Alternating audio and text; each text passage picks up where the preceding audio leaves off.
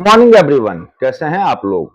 उम्मीद है हमेशा की तरह बढ़िया होंगे, अपना और अपने परिवार का ख्याल रखे होंगे। दोस्तों, वक्त है एक नई कहानी की, और आज की कहानी एक ऐसे शख्सियत की कहानी, शख्सियत क्या कहूँ, एक ऐसे इंसान की कहानी जिनके कुकर्मों की कहानी मैं आप लोगों के समक्ष रखना चाहता हूँ। कहानी शुरू करते हैं। आशुमल सिर मलानी हर प्लानी उर्फ आशाराम बापू, जिनके पैरों पर बड़े से बड़े मंत्री और मुख्यमंत्री गिरा करते थे। जीवन में जब कोई नहीं जानता था, उस समय से बापू के आशीर्वाद मुझे मिलते रहे। मैं यहाँ परम पूजनीय बापू जी का अभिनंदन करने के लिए आया हूँ। घर घर भगवान के साथ आशाराम बापू की तस्वीरें होती, लाखों की संख्या में भावुक और भक्ति में जनता बापू के गीतों पर नाचती थी। लेकिन जून और अगस्त 2013 में एक 16 साल की लड़की के पेरेंट्स दिल्ली पुलिस में शिकायत दर्ज कराते हैं कि आशाराम बापू ने उनकी बेटी के साथ रेप किया है। सबसे पहले खबर आशाराम बापू पर लगे बलात्कार के सनसनीखेज की करीब 5 साल तक चली। उसके बाद जांच चली और अदालत सुनवाई के बाद 25 अप्रैल 2018 के दिन जोधपुर की अदालत ने अपना फैसला सुनाती है कि आशाराम बापू एक नाबालिग लड़की के साथ बलात्कार का दोषी करार दिए जाते हैं। अदालत में आशाराम बापू को उम्र कैद की सजा सुना दी जाती है। आगे की कहानी में आशाराम के साथ जो ये बापू शब्द मैं लगा रहा था, आगे की कहानी में वो मैं नहीं लगाऊंगा। अब सिर्फ और सिर्फ उनके नाम को मैं आशाराम के नाम से संबोधित करूंगा। क्या है ये अकेली लड़की का मामला जिसका आशाराम ने यौन शोषण किया? आशाराम के खिलाफ गवाही देने वाले लोगों की हत्याएं कैसे हुई? पुलिस के जांच के अधिकारियों को किस प्रकार धमकियां मिलती है? आखिरकार देश के सबसे बड़े बाबा की खुली पोल जानेंगे आज के इस एपिसोड में। आज की एपिसोड की शुरुआत में कर रहा हूं 19 अगस्त 2013 की रात। दिल्ली के कमला मार्केट पुलिस स्टेशन में रात 11:55 पर एक एफआईआर दर्ज करवाई जाती है। इस एफआईआर में एक नाबालिग लड़की का माता पिता द्वारा आरोप लगाया जाता है कि 4 दिन पहले यानी कि 15 अगस्त दिन आशाराम बापू ने जोधपुर के मड़ई गांव में मौजूद एक कुटिया में उनकी लड़की के साथ यौन शोषण किया है। करीब रात के 1 बजे लोकनायक जयप्रकाश नारायण यानी कि एलएनजेपी हॉस्पिटल में पीड़िता का मेडिकल टेस्ट करवाया जाता है और नाबालिग बच्ची के बयान भी दर्ज करवा लिए जाते हैं।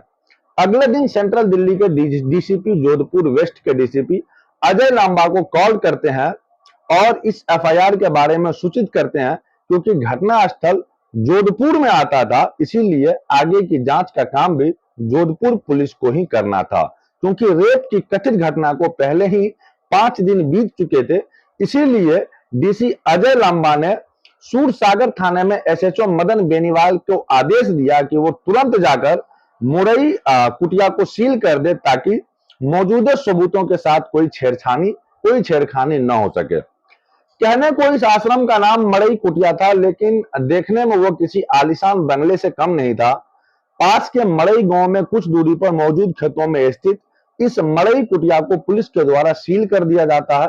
अगले दिन दिल्ली पुलिस की एक टीम पीड़ित लड़की की और उसके पेरेंट्स को लेकर के जोधपुर पहुंच जाती है और जहां से पीड़िता को सीधे डीसीपी अजय लांबा के कार्यालय में ले जाया जाता है। डीसीपी अजय लांबा के आदेश के बाद जोधपुर के महिला पुलिस थाने में एक फ्रेश एफआईआर दर्ज करवाई जाती है। डीसीपी अजय लांबा ने एसपी चंचल मिश्रा को इस केस का जांच अधिकारी नियुक्त कर दिया। साथ ही एसएचओ मुक्ता पारी को भी एसीपी चंचल की एडवाइजर के रूप में नियुक्त किया गया। अपॉइंटमेंट का नाम यहाँ पर काल्पनिक है, इसीलिए हम उसको माधुरी मान लेते हैं। अब यहाँ पर से जब माधुरी से अजय लांबा ने अपने साथ हुई घटना को सुनाने के लिए कहा, तो वो डरी सी लगती है। इसीलिए एसएचओ मुक्ता पारिवारिक से कहा गया कि वो उन्हें अलग कमरे में ले जाकर माधुरी से सुन ले कि आखिरकार उसके साथ क्या हुआ था। आसाराम पर लिखी अपनी किताब में डीसीपी लांबा लिखते हैं कि जब मुक्ता कमरे से बाहर आई तो उसकी आंखों में आंसू थे और वह शब्द कहने की स्थिति में नहीं थी। कुछ देर बाद एसएचओ मुक्ता ने कहा, रेप तो हुआ है सर। इसके बाद जो कहानी मुक्ता ने कही, उस कहानी ने देश के सबसे बड़े असलियत को नंगा करके रख दिया। एसएचओ मुक्ता के अनुसार माधुरी ने कहा कि मैं शाहजहांपुर उत्तर प्रदेश से हूं, मेरे पिता का ट्रांसपोर्ट का बिजनेस है, करीब 11-12 ट्रकें हैं हमारे। सालों से हमारा पूरा परिवार आसाराम बापू का भक्त रहा है। मुझे और मेरे भाई को बापू के गुरुकुल में पढ़ने के लिए भेज दिया गया, जहां आश्रम के हॉस्टल में रहते थे। यहाँ ये बताना जरूरी है कि आश्रम और हॉस्टल मध्य प्रदेश के छिंदवाड़ा जिले में मौजूद है। आगे की कहानी प्रीता के बयान पर ही आधारित है। 2 और 3 अगस्त 2013 के दिन माधुरी की तबीयत खराब होने लगती है। माधुरी की तबीयत खराब होते देख साथी लड़कियां हॉस्टल वार्डन शिल्पी मैम को सूचित कर दी जाती है। शिल्पी मैम माधुरी को देखने के लिए और रेस्ट करने के लिए कहती है। अगले दिन ही माधुरी की तबीयत और ज्यादा खराब होने लगती है, लेकिन माधुरी को किसी डॉक्टर को नहीं दिखाया जाता है। 2 दिन बाद माधुरी को आश्रम के डायरेक्टर प्रकाश के पास ले जाया जाता है। माधुरी के अनुसार डायरेक्टर प्रकाश की ऑफिस से एक लड़की मिलती है, जो माधुरी से कहती है कि उस पर भूतों का साया है। जब डायरेक्टर ने मुझे देखा तो कहा कि मैं भी भूत के साये में हूं, इसीलिए मुझे भूत के साये को भगाने के लिए मुझे मंत्र जपने चाहिए और पूजा पाठ करने चाहिए। लेकिन अगले दिन माधुरी के पेट में ज्यादा तेज दर्द उठता है, लेकिन अब भी डॉक्टर के पास ले जाने के बजाय माधुरी को बीमारी में ही महामृत्युंजय मंत्र का जाप करने के लिए कहा जाता है। अगले दिन हॉस्टल वार्डन शिल्पी माधुरी के कमरे में आती है और कहती है कि तुम पर भूत का साया है, इसीलिए इसकी सूचना बापू को दे दी गई है और अपने भाई से कह दो कि वो पेरेंट्स को सूचित कर दे। माधुरी की तबीयत की सुनने के बाद 8 अगस्त के दिन माधुरी के पेरेंट्स माधुरी से मिलने के लिए आश्रम पहुंच जाते हैं, लेकिन उन्हें माधुरी से मिलने नहीं दिया जाता है। अगले दिन वार्डन शिल्पी की मौजूदगी में ही पेरेंट्स को माधुरी से मिलने दिया जाता है। शिल्पी ने माधुरी के पेरेंट्स को कहा कि माधुरी पर प्रेतों का साया है, जिसकी सूचना बापूजी को दे दी गई है, लेकिन इसीलिए वो जहां भी है उन्हें जाकर मिलने को माधुरी के पिता आसाराम को अटेंड शिवा से पहले ही परिचित से शिवा को फोन पर बातचीत के बाद 12 अगस्त के दिन माधुरी के पिता और माता माधुरी को लेकर आसाराम से मिलने के लिए दिल्ली पहुंच जाते हैं। लेकिन दिल्ली आने के बाद माधुरी के माता पिता से कहा जाता है कि आसाराम तो जोधपुर पहुंच चुके हैं। इस तरह तीनों लोग 14 अगस्त के दिन दिल्ली से जोधपुर पहुंच जाते हैं, जहां से आसाराम के सहयोगी द्वारा उन्हें मड़ई कुटिया बुला लिया जाता है, जहां आसाराम करीब 50 और 100 के करीब भक्तों के साथ सत्संग कर रहे थे। सत्संग खत्म होने के बाद आराम से माधुरी और उसके परिवार को मिलने के लिए बुलाया। माधुरी को देखते ही आसाराम ने कहा कि हरिओम हरिओम, कहां से आए हो? जिस जगह पर माधुरी के पिता ने कहा कि बापू हमें आपसे मिलने के लिए कहा गया है, इस पर आसाराम ने कहा कि अच्छा, तो तुम ही हो लड़की जिस पर भूत और प्रेतों ने साया कर रखा है। ठीक है, आइए आपके इस राक्षस को भी देखते हैं, उससे भी छुटकारा पाए।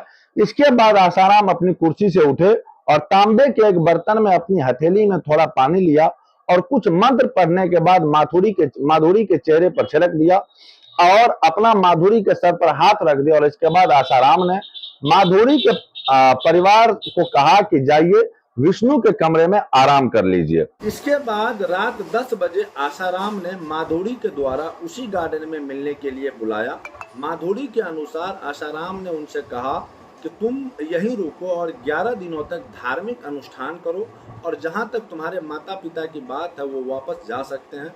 जब तुम्हारा इलाज हो जाएगा तो इसके बाद तुमको भी गुरुकुल भेज दिया जाएगा। आगे माधुरी बताती है कि इसके बाद हम विष्णु देवरा के घर फर्स्ट फ्लोर पर चले गए। अगले दिन फिर बापूजी की सत्संग के लिए थोड़े लेट आए।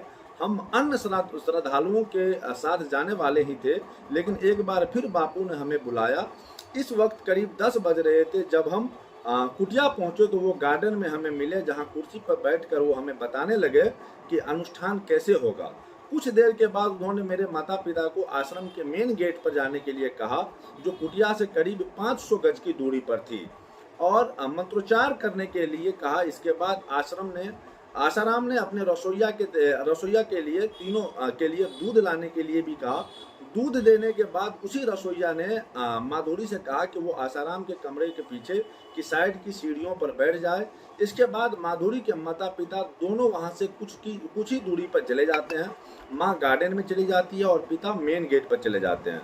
कुछ ही देर बाद आशाराम ने अपने कमरे का पिछला दरवाजा खोल लिया और माधुरी को अंदर आने के लिए कहा। इस पर माधुरी को थोड़ी सी झिझक हुई, लेकिन वह अन्य करोड़ों श्रद्धालुओं की तरह आशाराम को भगवान मानती थी। आशाराम अपने बेड पर लेटे हुए थे, वहीं उसने माधुरी को बैठने के लिए कहा और उसकी बाहों को सहलाने लगा। इसके बाद आशाराम नाबालिग लड़की के माथे पर चूमने लगता है और अपने कपड़े उतारने लगा। माधुरी के अनुसार उसे डर लगा कि अगर वह कुछ एक्शन लेती है तो कहीं ऐसा न हो कि उसके माँ बाप उसे गुरु की आज्ञा न मानने के लिए फटकार लगाए। दूसरा, अभी भी माधुरी को यह विश्वास था कि आशाराम उनका गुरु है, भगवान है और बुजुर्ग है। कुछ भी बात न मानने का मतलब था कि कहीं गुरुजी नाराज न हो जाए। इसके अलावा माधुरी के मन में यह भी आया कि शायद भूत प्रेतों को उतारने के लिए यह भी कोई पूजा होगी जिसमें यह आता होगा। शायद ऐसा कोई अनुष्ठान हो जिसे आशाराम करना चाहता हो। इसके बाद जो हुआ उसकी कल्पना न माधुरी ने की थी, न उसके माता पिता ने की थी, न जिन्हें लग रहा था कि अंदर अनुष्ठान हो रहा है वो बाहर मंत्रों का जाप कर रहे थे। लेकिन जो कमरे में आशाराम के द्वारा उनकी नाबालिग बेटी के साथ किया जा रहा था वह इतना घिनौना था कि उसे एक्सप्लेन करना भी शर्मनाक है। किसी ने सोचा भी नहीं था कि एक आदमी जिसका इमेज इतना महान आत्म महान साधु और महान भगवान की थी, वह एक नाबालिग लड़की के शरीर को नोच रहा था। भारत में अनेकों महान ऋषि मुनि पैदा हुए, वैसे तपस्वी हुए, बीच में ऐसे नकली साधु भी आए तो देश के लोगों को अलग अलग तरीकों से ठग रहे हैं। जिस तरह से आशाराम बापू ने अपने कथित चमत्कार दिखाकर खुद को भगवान की तरह स्थापित किया, उसी तरह धीरेन्द्र शास्त्री जैसे लोग भगवान बालाजी के नाम की आड़ में लाखों लोगों को आज भी ढोंग दिखा रहे हैं, उनको एक तरह से तमाशा दिखा रहे हैं। बीते दिनों आप लोगों ने इन सारी चीजों को देखा भी होगा। 1.5 घंटे तक आशाराम ने माधुरी का यौन शोषण किया। एसएचओ मुक्ता के अनुसार उन्हें पीड़िता माधुरी ने बताया कि इसके बाद बापू ने अपने कपड़े पहन लिए और बड़ी ही बेचैनी के साथ यह देखने लगा कि वो अपने कपड़े पहनकर जल्दी से कमरे से बाहर चली जाए। जाने से पहले आशाराम ने माधुरी से कहा कि बाहर अगर तुमने किसी को कुछ भी बताया तो तुम्हारे भाई और तुम्हारे पेरेंट्स की हत्या करवा दूंगी। डरती सहमती माधुरी आशाराम के कमरे से बाहर निकल आती है। कमरे से बाहर निकली माधुरी को गार्डन में अपनी माँ दिखती है, जो अभी भी मंत्र उच्चारण कर ही रही थी। माधुरी के अनुसार जब उनकी माँ ने उनसे पूछा कि अनुष्ठान कैसा रहा तो वो अपनी माँ को बिना कुछ बोले वहां से आगे मेन गेट की तरफ बढ़ी। मेन गेट से बाहर निकलकर विष्णु के घर फर्स्ट फ्लोर पर चली जाती है जहां वो ठहरे हुए थे। अगले दिन सुबह ही माधुरी और उसका परिवार शाहजहांपुर के लिए निकल जाता है। वहीं माधुरी के पेरेंट्स को लगता है कि अभी भी माधुरी पर भूत प्रेत का आत्मा का साया है, जिस कारण वह अभी भी गुमसुम है। इसीलिए बार बार प्रश्न करके उन्हें भी माधुरी को परेशान करना अच्छा नहीं लगा। लेकिन माधुरी को यह बात खाई जा रही थी कि वह अपने पेरेंट्स को कैसे बताए जिसे वो भगवान मानते हैं उनकी बेटी को उनके नियंत्रण में लेकर के उनके साथ दुष्कर्म किया गया हो। घर जाकर माधुरी ने खाना नहीं खाया और कमरे में जाकर लेट जाती है। अंत में उसने डिसाइड किया कि आशाराम ने इलाज के नाम पर उसके साथ जो जो किया है वह अपनी माँ को बता देगी। जब माधुरी की माँ कमरे में आई और अपनी बच्ची के बालों को सहलाने लगी और पुचकारी तो माधुरी का सब्र का बांध टूट जाता है। माधुरी ने अपनी माँ से कहा कि माँ, आशाराम बापू भगवान नहीं है आप जैसा सोचती है। इसके बाद माधुरी ने रोते हुए अपनी पूरी कहानी बता दी। वहीं रोती हुई माधुरी की माँ ने भी अपनी बच्चे को गले लगा लिया और दोनों माँ बेटी रोने लगती है। जब माधुरी के पिता को आशाराम की सच्चाई का पता चलता है तो यह पता चलता है कि उसकी बच्ची के साथ क्या हुआ है, तो वो एकदम से टूट जाते हैं। उनके वर्षों का भरोसा टूट जाता है। उन्हें चीटेड फील होता है। जिस आशाराम के लिए उन्होंने लोन लेकर के शाहजहांपुर में एक छोटा सा आश्रम बनवाया था, उस आशाराम ने ही उनकी बेटी के साथ ऐसी दरिंदगी की। आशाराम के धोखे के बाद माधुरी के पिता ने तय किया कि वो दिल्ली जाकर के एक बार फिर आश्रम में आशाराम से मिलेंगे और पूछेंगे कि आखिरकार उसने यानी आशाराम ने उनकी बेटी और उनको धोखा क्यों दिया। अगले दिन यानी कि 19 अगस्त के दिन माधुरी और उनके माता पिता दिल्ली पहुंच जाते हैं जहां आशाराम का प्रवचन होना था। लेकिन आशाराम के लोगों ने माधुरी के पिता को आशाराम से मिलने नहीं दिया गया। जांच में यह भी प्रूफ होता है कि खुद आशाराम ने ही अपने सेवकों को बोला था कि वह माधुरी और उसके पिता को आशाराम से दूर रखे। जब आशाराम से मिलने के प्रयास खत्म हो जाते हैं तो माधुरी के पिता ने तय किया तो वो एफआईआर दर्ज करवाएंगे। माधुरी के पिता ने माधुरी को लेकर के नजदीकी कमला मार्केट पुलिस स्टेशन ले जाते हैं। पुलिस को पता चलता है कि इस दरिंदगी का आरोप किसी और पर नहीं बल्कि आसाराम पर लगता है, तो वो चौंक जाते हैं। उन दिनों दिल्ली में निर्भया मामले के बाद से काफी सख्ती थी। निर्भया मामले में पूरे देश सड़क पर उतर आया था, खास करके दिल्ली में बड़े आंदोलन हुए। इसीलिए दिल्ली पुलिस दुष्कर्म के मामलों को लेकर के संवेदनशील थी। इसीलिए बड़ी आसानी से ही दिल्ली पुलिस आसाराम के खिलाफ शिकायत दर्ज कर लेती है। इसके तुरंत बाद रात में करीब 1 बजे ही पुलिस द्वारा पीड़ितों को LNJP हॉस्पिटल ले जाया जाता है, जहां उसका मेडिकल हुआ। दिल्ली पुलिस ने माधुरी के पेरेंट्स को सुबह तक स्टेशन में ही रुकने के लिए कहा, पुलिस स्टेशन में रुकने के लिए कहा, ताकि अगले दिन मजिस्ट्रेट के सामने पीड़िता के बयान दर्ज करवा लिए जाए। इसके बाद दिल्ली पुलिस की एक टीम माधुरी को जोधपुर लेकर के जाती है, जहां यह घटना हुई थी। आसाराम समर्थकों के द्वारा जांच को गुमराह करने के लिए यह सवाल अक्सर उठाया जाता है कि आखिर पीड़िता को एफआईआर दर्ज करवाने में 5 दिन कैसे लग गए और जोधपुर की घटना की एफआईआर दर्ज क्यों नहीं की गई। इन दोनों सवालों का जवाब ऊपर की कहानी में मिल जाता है। एसएचओ मुक्ता द्वारा बताया गया पीड़िता की कहानी के बाद जोधपुर महिला थाना ने पोस्को एक्ट के तहत आसाराम के खिलाफ मुकदमा दर्ज कर लिया गया। कानून के अनुसार अगर 18 साल से नीचे की उम्र के लड़की के साथ दुष्कर्म हुआ तो वह पोस्को एक्ट के तहत दर्ज होता है। पोस्को एक्ट 2012 में हुए एक संशोधन के बाद रेप की परिभाषा को व्यापक कर दिया गया, यानी कि रेप केवल तभी नहीं माना जाता जब आप आरोपी ने पेनिट्रेशन किया गया हो, यानी कि जरूरी नहीं कि आरोपी द्वारा भेदन या विशेषण अंगों का प्रवेश किया गया हो, बल्कि अगर जबरदस्ती या बिना सहमति के डिजिटल सेक्स या ओरल सेक्स भी किया गया हो तो वह भी रेप की कैटेगरी में ही आता है। आसाराम के मामले में पेनिट्रेशन नहीं था, बल्कि डिजिटल रेप और ओरल सेक्स के कारण आसाराम पर दुष्कर्म का मामला दर्ज हुआ। क्योंकि आगे इस केस में यह टेक्निकल चीजें डिस्कस हुई कि इस केस में यह टेक्निकल चीजें इन चीजों पर बहस हुई, लेकिन इसलिए इनकी परिभाषा जान लेना जरूरी है। डिजिटल रेप उसे कहा जाता है जब कोई अपराधी किसी बच्ची या महिला यानी फिंगर्स और अंगूठे से शोषण करता है। अंग्रेजी शब्दकोश के मुताबिक उंगली, अंगूठा, पैर की उंगलियों, इन शरीरों के अंगों को डिजिट से संबोधित किया जाता है, यानी इन्हें डिजिट कहा जाता है। इसीलिए इसके जरिए किए गए यौन शोषण को डिजिटल रेप कहा जाता है। पोस्को एक्ट में डिजिटल रेप भी है। रेप इससे फर्क नहीं पड़ता कि आरोपी पेनिट्रेशन कर पाया हो या नहीं कर पाने में सफल हुआ हो। भारत के कानून के अनुसार डिजिटल रेप के मामले में आरोपी को कम से कम 5 साल तक की सजा हो सकती है। कुछ मामले में यदि वो संगीन है तो वह सजा 10 साल तक की भी हो सकती है। और अगर डिजिटल रेप के साथ साथ अन्य धाराएं भी लगी हुई है तो ऐसे मामले में आजीवन कारावास की भी सजा हो सकती है। आसाराम को इसलिए अधिकतम सजा यानी कि आजीवन कारावास की सजा मिली क्योंकि उन पर डिजिटल रेप और ओरल सेक्स के अलावा लड़की को नियंत्रण करने में भी हत्या की धमकी देने के साथ ही भी एक कंसेप्शन रचने के जो सेक्शन होते हैं वो भी अपराध उन पे लगा हुआ था। यह तो प्रथम दृष्टि से ही पता चल रहा था कि पीड़िता के साथ आसाराम ने दुष्कर्म तो किया है, लेकिन अदालत में इसे साबित करने के लिए चेहरे चाहिए थे, सबूत चाहिए थे। इसीलिए आसाराम केस की जांच करने के लिए जोधपुर वेस्ट के डीजीपी अजय लामा ने सबसे पहले एक कोर टीम बनाई। इस टीम में 4 मेंबर थे। एसीपी चंचल मिश्रा, एडिशनल डीसीपी सतीश चंद्रा, जंगीर और सब इंस्पेक्टर मुक्ता बारिक और sub inspector Madan Beniwal. ACP चंचल मिश्रा को अब आसाराम मामले में ऑफिशियल इन्वेस्टिगेशन ऑफिसर नियुक्त कर दिया गया। वहीं चंचल मिश्रा अभी सर्विस में था भी नहीं, इसीलिए उनकी सहायता के लिए सब इंस्पेक्टर मुक्ता पारिक, जो कि जोधपुर महिला थाने की एसएचओ भी थी, उन्हें जज, गाइड और एडवाइजर नियुक्त कर दिया जाता है। आसाराम के खिलाफ एक नाबालिग के साथ दुष्कर्म करने के मामले की खबर तेजी से सनसनी की तरह पूरे देश में फैल जाता है।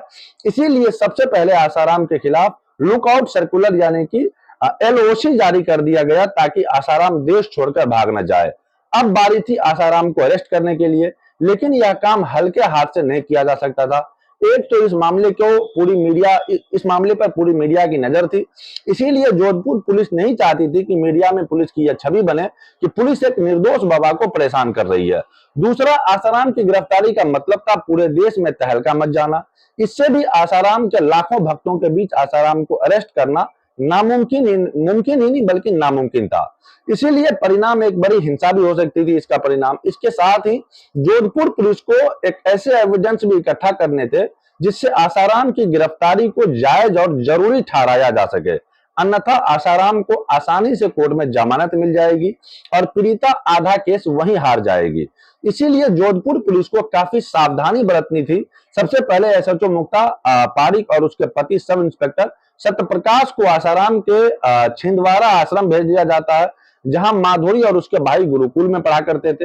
एसएचओ मुक्ता पारिक और सब इंस्पेक्टर सत्यप्रकाश दोनों पति पत्नी एकदम सादा कपड़े में छिंदवाड़ा आश्रम गए, ताकि वो पूरी तरह से भक्तों जैसे लगे, उन्हें पहचाना न जा सके कि वो भक्त नहीं है बल्कि पुलिस है। मुक्ता परिवार और सत्यप्रकाश का काम माधुरी के हॉस्टल में जाकर यह देखना था कि कहीं एक कॉन्स्पिरेशन तो नहीं है कि आखिरकार हॉस्टल वार्डन शिल्पी माधुरी को डॉक्टर को दिखाने के बजाय आसाराम के पास क्यों भेजना चाहती थी। कहीं यह चाल अन्य लड़कियों के साथ भी तो नहीं रची गई थी। क्या माधुरी अकेली लड़की थी या उनके जैसे अन्य लड़कियों की भी उन्हें आसाराम के पास भेजा जाता था। एक दिन आश्रम में रहने के बाद मुक्ता परिवार और सत्यप्रकाश को पता चला कि अन्य कई लड़कियां भी थी जो बीच पढ़ाई में ही गुरुकुल छोड़कर चली गई थी। कई तो पेपरों की तैयारी और फाइनल ईयर में भी छोड़कर चली गई थी। जब एसएचओ मुक्ता ने उन लड़कियों से संबंधित पुलिस थाने में फोन करके लड़कियों के बारे में पूछना चाहा, तो उन्हें पता लगा कि लड़कियों के पेरेंट्स बात नहीं करना चाहते हैं।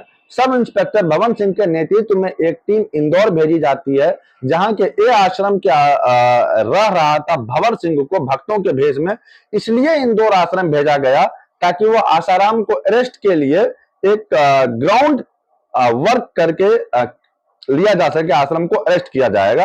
कितना रिस्क रहेगा भवर सिंह को आसाराम को जोधपुर पुलिस के आगे हाजिर होने के समय भी देने का काम दिया गया। डीसीपी अजय लांबा अपनी किताब में कहते हैं कि इसी दौरान मुझे पता चला कि यह सच है कि दिल्ली में आसाराम के कहने पर ही पीड़िता के पिता को मिलने नहीं दिया गया। यह आदेश आसाराम ने ही दिए थे पीड़िता और परिवार को कि पिता को आश्रम में न मिलने दिया जाए। इधर 15 तारीख को हुई इस घटना के बाद से ही पीड़िता और उसके परिवार कभी इधर कभी उधर न्याय पाने के लिए घूम रहे थे। तो वहीं जोधपुर में इन्वेस्टिगेशन शुरू होने तक आसाराम देश के अलग अलग इलाकों में जाकर के प्रवचन दे रहा था। इधर आसाराम की पीआरओ द्वारा मामले को घुमाने वाला बयान दिए जाते हैं, जिन्हें मीडिया में ब्रेकिंग न्यूज बनाकर चला दिया जाता है। उदाहरण के तौर पर सबसे पहले आसाराम की पीआरओ ने कहा कि घटना वाले दिन यानी कि 15 अगस्त के दिन बापू जोधपुर में थे ही नहीं। इस पर जोधपुर पुलिस के द्वारा बयान दिया जाता है कि हमारे पास पर्याप्त सबूत है कि आसाराम 15 अगस्त के दिन जोधपुर के मद आश्रम में मौजूद थे। अब आसाराम के पक्ष की तरफ से कहा जाने लगा कि हाँ, बापू जोधपुर में थे मगर वो कभी भी विक्टिम और उसके परिवार से नहीं मिले। जोधपुर पुलिस ने इस तथ्य को भी न कहते हुए नकार दिया गया। उसके पास सबूत है कि आसाराम को पीड़िता और पीड़िता के परिवार से मुलाकात हुई है।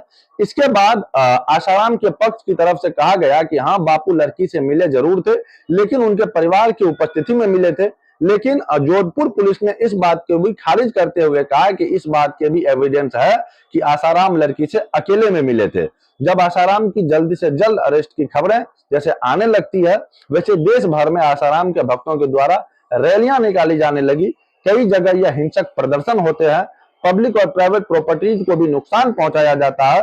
डीसीपी अजय लांबा अपनी किताब में लिखते हैं कि जांच के दौरान पता चला कि लड़की पूरी तरह से निर्दोष है और निष्कलंक भी। वहीं आसाराम के बारे में पता चला कि उन्हें एक तरह से सेक्स एडिक्शन था और हर रात उन्हें उनके द्वारा एक नई लड़की की डिमांड की जाती थी। आश्रम से जुड़े हुए कुछ लोगों ने यह भी बताया कि आसाराम के लिए आश्रम से लड़कियां भेजने के काम में मैनेजमेंट में लगा हुआ था, खास करके हॉस्टल वार्डन शिल्पी और आश्रम का डायरेक्टर प्रकाश। अधिकतर यह लड़कियां गरीब परिवारों से होती थी, लेकिन यह सोर्स जो पुलिस को बयान देते थे वो ऑन रिकॉर्ड आने के लिए तैयार नहीं थे, क्योंकि उन्हें लगता था कि इनसे उनकी जान खतरे में भी आ सकती है। लेकिन अब आसाराम की गिरफ्तारी के लिए जोधपुर पुलिस ने कई एविडेंस जुटा लिए थे, जिनके आधार पर अब आसाराम की गिरफ्तारी होना तय था। जैसे नाबालिग लड़कियों की मेडिकल रिपोर्ट, जिससे यह तय हो चुका था कि उनके साथ सेक्सुअल असॉल्ट हुआ है। दूसरा, आसाराम और प्रीता एक कमरे में मौजूद थे, इनके भी सबूत मिले, वह भी देर रात में। तीसरा, खुद पोस्को एक्ट था जिसमें प्रीता का बयान को तब तक सही माना जाता है जब तक कि आरोपी पक्ष की तरफ से उसे झूठा साबित न कर दिया जाए, जबकि अन्य मामले में आरोपी को अपराधी साबित करने की जिम्मेदारी आरोप लगाने वाले पक्ष की तरफ से होती है। लेकिन पोस्को एक्ट के मामले में यह जिम्मेदारी आरोपी की होती है कि वह खुद को निर्दोष साबित करे। चौथा, मोबाइल फॉरेंसिक रिकॉर्ड्स यानी कॉल रिकॉर्ड्स भी इस बात की सपोर्ट करते हैं कि आसाराम और उसके सहयोगी आरोपियों द्वारा पीड़िता को जाल में फंसाने के लिए कंसेप्शन की थी कि इस तरह पुलिस के पास आसाराम को अरेस्ट करने के लिए पर्याप्त सबूत इकट्ठा हो चुके थे। अंततः डीसीपी अजय लंबा ने सब इंस्पेक्टर भवन सिंह के नेतृत्व में एक पुलिस टीम इंदौर आश्रम में भेज दी, जिसका काम था आसाराम को नोटिस देना कि वो जोधपुर पुलिस की जांच में भाग लेने के लिए आए। लेकिन आसाराम की गिरफ्तारी तो अभी बहुत दूर थी, उसे नोटिस देने में ही जोधपुर पुलिस के पसीने छूट जाते हैं। आश्रम के बाहर मौजूद आसाराम के समर्थकों की भीड़ ने पुलिस टीम को आश्रम में घुसने भी नहीं दिया। डीसीपी अजय लंबा अपनी किताब में लिखते हैं कि मुझे यह बताया गया कि उस समय मध्य प्रदेश के सत्ताधारी दल के कार्यकर्ता उनके प्रदेश अध्यक्ष और एमएलए के नेतृत्व में आसाराम के सपोर्ट में जुलूस निकालते थे, जिसके द्वारा आरोप लगाया जा रहा था कि पीड़िता द्वारा आसाराम बापू को फर्जी केस में बनाकर फंसाया जा रहा है। साजिश के तहत एक धर्म गुरु को बदनाम किया जा रहा है और उस अपराध के लिए गिरफ्तार करने की कोशिश की जा रही है, जो उन्होंने किया ही नहीं। उस वक्त केंद्र में शिवराज सिंह चौहान के नेतृत्व वाली भाजपा सरकार थी, वहीं राजस्थान में अशोक गहलोत के नेतृत्व वाली कांग्रेस सरकार थी। करीब 8 घंटे की मशक्कत के बाद जोधपुर पुलिस इंदौर आश्रम में घुस सकी। आश्रम में जोधपुर पुलिस ने प्रॉमिस किया कि 29 अगस्त के दिन जांच में सहयोग देने के लिए जोधपुर पहुंच जाएंगे। जोधपुर पुलिस और इंदौर पुलिस ने आश्रम के जोधपुर पहुंचने की योजना को ध्यान में रखते हुए सुरक्षा व्यवस्था करना शुरू कर दिया। लेकिन 29 अगस्त के दिन आसाराम नहीं आते। आसाराम का कुछ पता नहीं लगता कि वो कहां फरार हो गए हैं। जोधपुर पहुंचने के बजाय आसाराम गायब हो जाते हैं। जोधपुर पुलिस के द्वारा आसाराम के खिलाफ लुक आउट सर्कुलर जारी कर दिया गया। इसके बाद खोज शुरू होती है। आसाराम को ढूंढने के लिए आसाराम पर बनाई गई सीरीज का यह पहला एपिसोड फिलहाल यहीं खत्म होता है।